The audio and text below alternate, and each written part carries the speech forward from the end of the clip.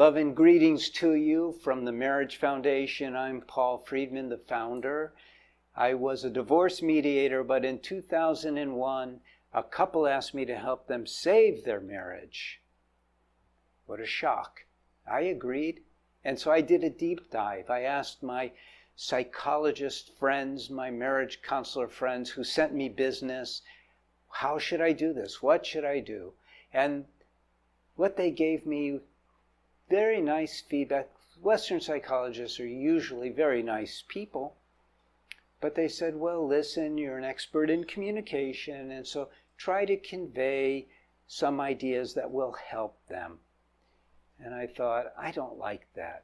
So I began with a different question. The question is, why do we get married in the first place? Because here's a couple who now wants to get a divorce. Well, they don't want to get a divorce. They want their marriage saved. So why did they get married in the first place? It literally took me weeks before I came up with what I consider to be a universal, applicable for everyone answer. And the answer is so simple that it's crazy. The answer is we get married because we want to be happy. Okay, what makes us happy? Again, I'm looking for a universally applicable answer. And it was not getting a new car. It wasn't even having kids. Those things all make us happy. But it's not for everybody. Well, I thought about it, prayed on it, meditated, and I realized finally that the obvious answer is love.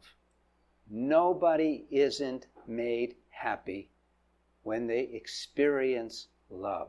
So now it was starting to come together. And then I asked myself, well, what undermines? Obviously, people get married because they fell in love with somebody. What undermines that? And the conclusion was stupidity. The stupidity born of ignorance, and the ignorance born of no one tells us this. And what is this? This is that our mind, which is the reservoir of all of our thoughts, all of our reactions, all of our habits, is not managed. We don't manage our minds. And thus we come to your topic, how to keep your husband away from another woman. And the answer is very simple.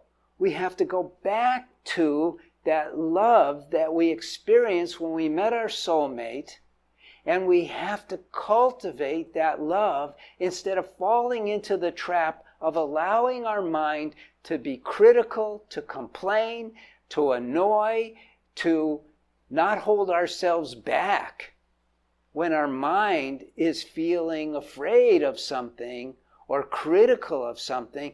We put it all out there. And it's even taught by psychologists these days, and it's dumb. Look, let's say I was talking once to a priest, a minister, who was very saintly. And he was talking about a saint who we both knew, and he happened to mention that this saint loved pistachio ice cream. And my mind went, wait a minute, it's pistachio, not pistachio. And I thought, how do I say this to him? How do I correct him without being insulting and being an a-hole towards this person who I had a great deal of respect for? Well, you should have a great deal of respect for your husband.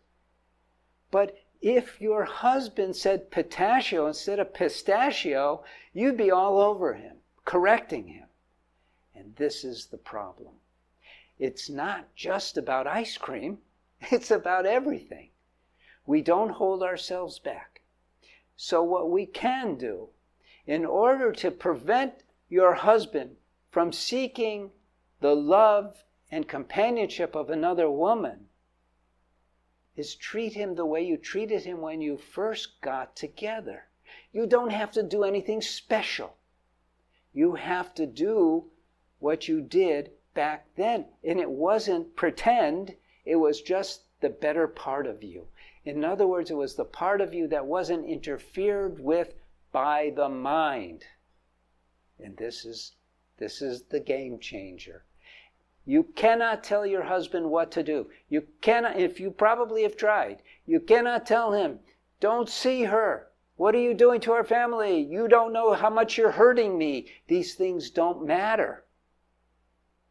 What does matter is that you re-become who you were. So he's re-falling in love with that woman. And then he won't seek love elsewhere. It's a very positive way, and it's the only way that works. It's the only way that works. Now, I've written a couple of books. You could pay for those. If you really need, if your husband is in an affair, then you need the course for women that we have. You can watch these videos. You'll start to get a sense of what is real and what is not real. You could read my articles. Go to our website, themarriagefoundation.org, or look me up, Paul Friedman, Marriage Foundation. This is the way to go, because then you can have a phenomenal marriage. Let's not just get him to stop. Let's turn your marriage into something so amazing that you're floating all the time. That's how it's meant to be. Truly, God created marriage for us to be filled with His love and His joy. Take advantage of God. Again, I'm Paul Friedman. Subscribe to this channel so you learn.